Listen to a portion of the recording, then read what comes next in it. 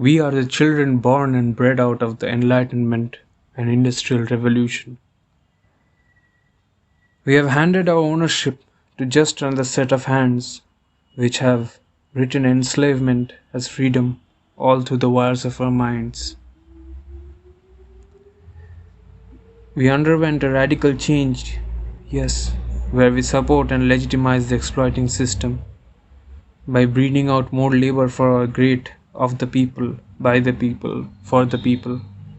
Because our shackles have transformed into wristwatches, making us slaves to time, constantly working by the clock, so desperate to give our surplus labor, and yet forgetting that very time is fleeting away, if there are moments to live any more, for life, that is. The Enlightenment brought to us a place where we have to earn our right to live.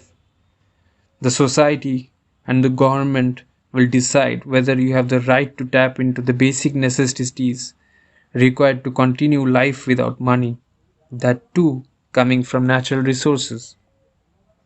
If I earn, I'll be taxed.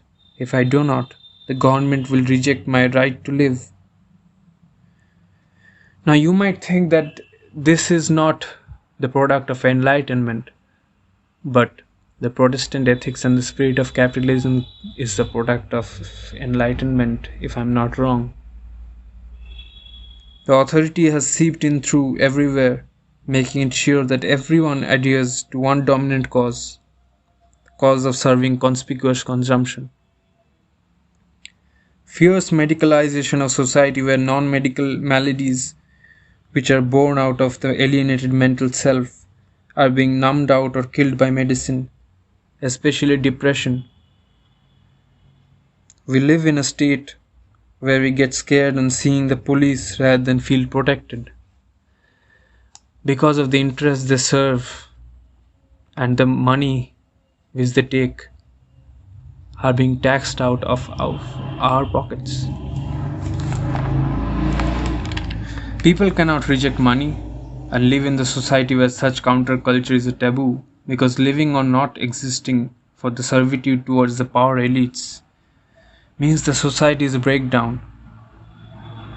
We have successfully reached the generation of Untermensch or Nietzsche's last men, and it is nothing to be proud of, as it involves the greatest mass slaughter of them all, the butchery of life and dreams.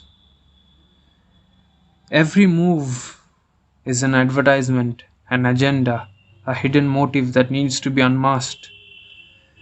But the process is endless, as there is no face to be found underneath. Mead would say, "It's all me now, there's no I underneath." And according to Goffman, we're all acting out in the front stage, but the backstage, it's gone. We still did not find the science behind souls, but surely found out how to commodify humans to their absolute level of servitude. Maybe we did not need this iron cage of rationality, and the world would have been better off with dreams and ignorance when voyages were undertaken to discover the end of the flat earth or the golden gates of El Dorado. We see an ever increasing creativity in the methods of taking one's own life, since Plath, Woolf, Seneca, Hemingway, and Thompson, and yet dire shortage of artistic rebirths like them. Ever wondered why?